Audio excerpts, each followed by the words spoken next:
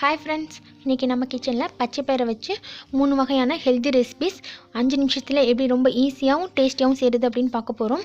பொதுவாவே பயிர் வகைகளை நம்ம தினமும் நம்ம உணவுல சேர்த்துட்டு வரும்போது உடல் வந்து ஆரோக்கியமா வச்சுக்கலாம். பச்சை பயிர்ல பாத்தீங்கன்னா அதிகமான சத்துக்கள் வந்து நிறைஞ்சிருக்கு. குறிப்பா வந்து இரும்பு சத்து நிறையவா இருக்கு.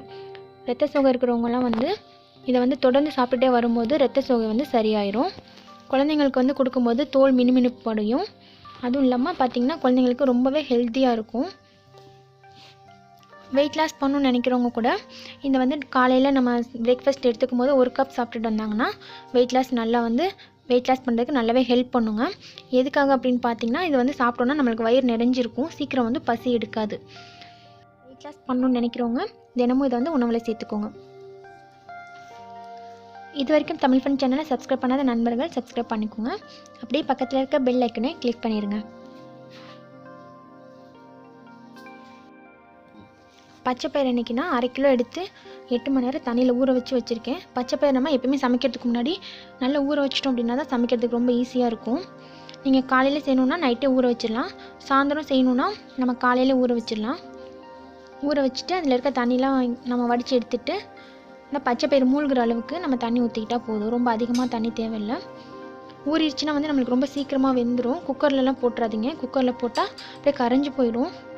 நம்ம இந்த மாதிரி தண்ணி ஊற்றி கொஞ்சமாக உப்பு போட்டுக்கலாம். உப்பு போட்டுட்டு நல்லா ஒரு கலந்து விட்டுட்டு நம்ம க்ளோஸ் பண்ணி வச்சிடலாங்க. ஒரு 7லேருந்து 8 நிமிஷத்துக்குள்ளே இது வெந்துடும். நம்ம ஊற வைக்காமல் செய்யும்போது தான் குக்கரில் விசில் விட்டோன்னா கொஞ்சம் சீக்கிரம் வேகும்.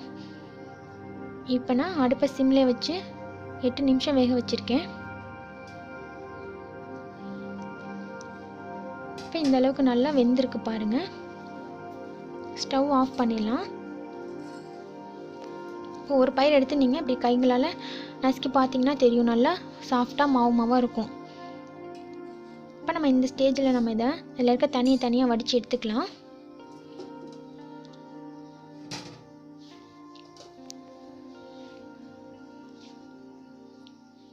இப்போ தண்ணியெலாம் வடித்து எடுத்தாச்சுங்க.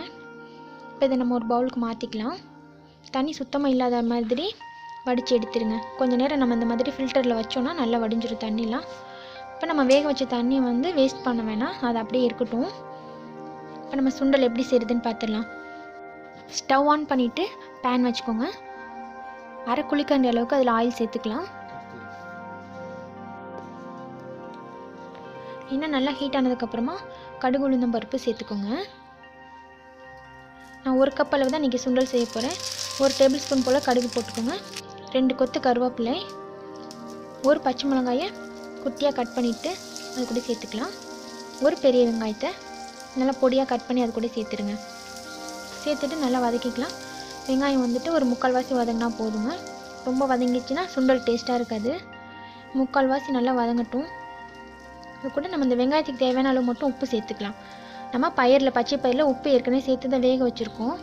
அதனால் உப்பு வெங்காயத்துக்கு தகுந்த மாதிரி கொஞ்சமாக சேர்த்துக்கிட்டா போதும். சேர்த்துட்டு பச்சை பயிரையும் சேர்த்து நல்லா கலந்து விட்டுருங்க.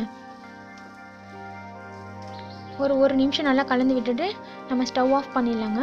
ஸ்டவ் ஆஃப் பண்ணிவிட்டு நம்ம கொஞ்சமாக தேங்காய் பூ துருவல் சேர்த்துக்கலாம். தேங்காய் சேர்த்து நல்லா கலந்து விட்டுருங்க. சுண்டல் நம்மளுக்கு சூப்பராக சுண்டல் ரெடி ஆயிடுச்சுங்க. குழந்தைங்கள்லேருந்து பெரியவங்க வரைக்கும் ஈவினிங் டைமில் இதை நம்ம ஸ்நாக்ஸை செஞ்சு கொடுத்தோன்னா ரொம்பவே விரும்பி சாப்பிடுவாங்கங்க. நம்ம எண்ணெயில் பொரிச்ச உணவுகளை சாப்பிட்றத விட இந்த மாதிரி ஹெல்த்தியாக சாப்பிட்றது உடம்புக்கு ரொம்பவே ஆரோக்கியமானது. இப்போ நம்ம அந்த பச்சை பயிர் வேக வச்சு தண்ணி வச்சுருக்கோம் இல்லையா, அதுலேயும் வந்து பார்த்திங்கன்னா நிறைய சத்துக்கள் வந்து இறங்கியிருக்குங்க. இதை நம்ம எப்போயுமே கீழே வேஸ்ட் பண்ணக்கூடாது. அதை வச்சு நம்ம ஒரு ரெசிபி சூப்பராக எப்படி செய்கிறதுன்னு பார்த்துக்கலாம்.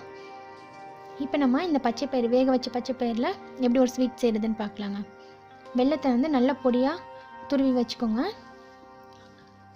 நாட்டு சர்க்கரை, வெல்லம் நம்ம எது வேணுமோ நம்ம சேர்த்துக்கலாங்க. ரொம்பவே டேஸ்ட்டாக இருக்கும் இந்த மாதிரி சாப்பிடும்போது.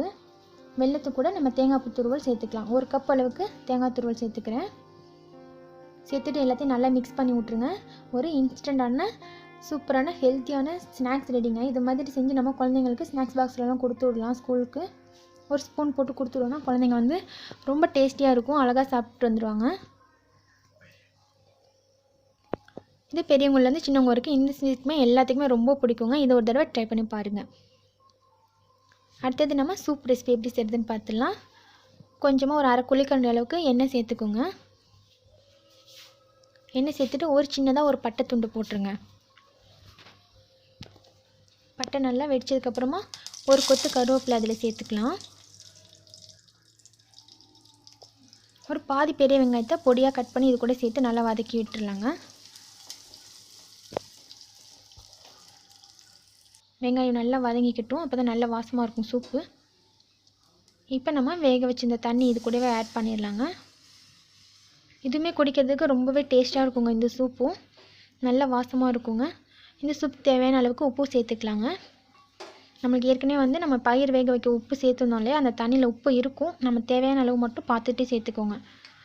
கூட கொஞ்சமாக பெப்பர் சேர்த்துக்கலாம். அவ்வளோதாங்க. நல்லா கலந்து விட்டுட்டு ஒரு கொதி வந்ததுக்கப்புறம் நம்ம ஸ்டவ் ஆஃப் பண்ணிடலாம். இந்த மாதிரி கொதிச்சிச்சு, நம்ம ஸ்டவ் ஆஃப் பண்ணிடலாங்க.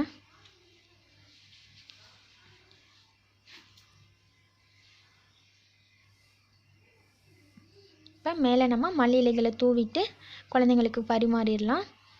இதையுமே குழந்தைங்க ரொம்ப விரும்பி குடிப்பாங்க, நல்லா டேஸ்ட்டாக இருக்கும். ஸோ இதே மாதிரி வீட்டில் எல்லாருமே ட்ரை பண்ணி பாருங்கள். நான் சொன்ன ரெசிபிஸ்லாம் பிடிச்சிருந்துச்சின்னா மறக்காமல் லைக் பண்ணி ஷேர் பண்ணுங்கள். தேங்க்யூ.